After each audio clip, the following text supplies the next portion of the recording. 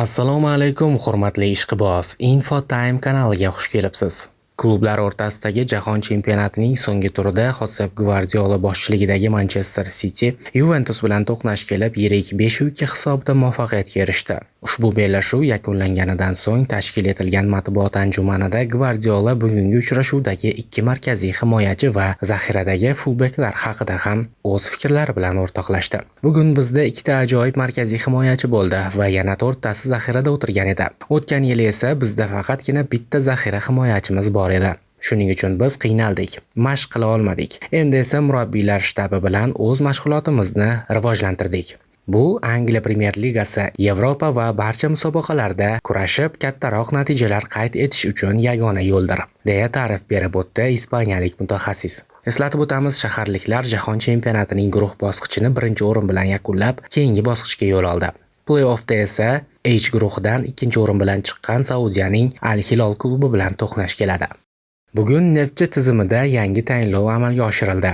Hozirgi kunda O'zbekiston U17 terma jamoasi bosh murabbiyi lavozimida faoliyat yuritib kelayotgan Islombek Ismoilov Neftchi bilan shartnoma imzoladi.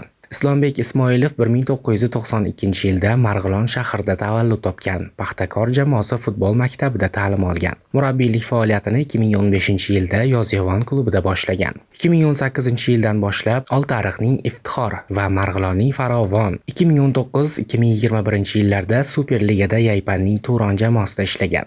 2022-yildan boshlab asosiy faoliyatini O'zbekiston yoshlar futbolini rivojlantirishga qaratib, 2025-yilda Saudiya Arabistonida bo'lib o'tgan Osiyo Kubogi musobaqasida chempionlikni qo'lga kiritdi. Ma'lumot o'rnida, Islombek Ismoilov Neftchi U21 jamoasidagi faoliyatini birinchi davra o'yinlari yakunida boshlashga kirishadi, deyiladi Farg'ona klubi xabarida.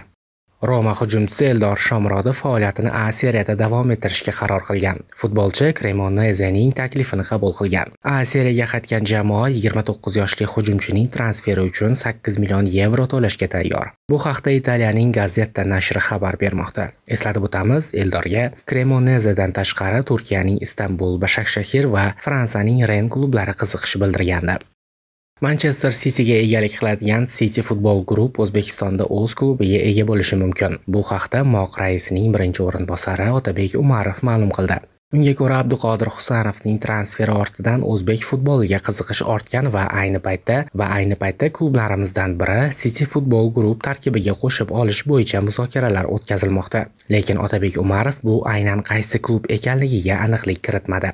Ma'lumot uchun, Mansur Al-Nahyonga tegishli City Football Group futbol holdingi tarkibiga Bahia Braziliya, Lommel Belgiya, New York City AQSh, Melbourne City Avstraliya, Montevideo City Turkiya Urugvay, Girona Ispaniya, Yokohama Marinos Yaponiya, Trua Fransiya, Mumbai City Hindiston, Sichuan Tsuyu Xitoy kabi klublar, shuningdek hamkor klublar Bolivar Boliviya, Palermo Italiya kiradi. Siz nima deb o'ylaysiz, qadrli ishqiboz? Fikringizni izohlar bo'limiga yozib qoldiring. Kanalimizga obuna bo'lishni va like bosishni unutmang.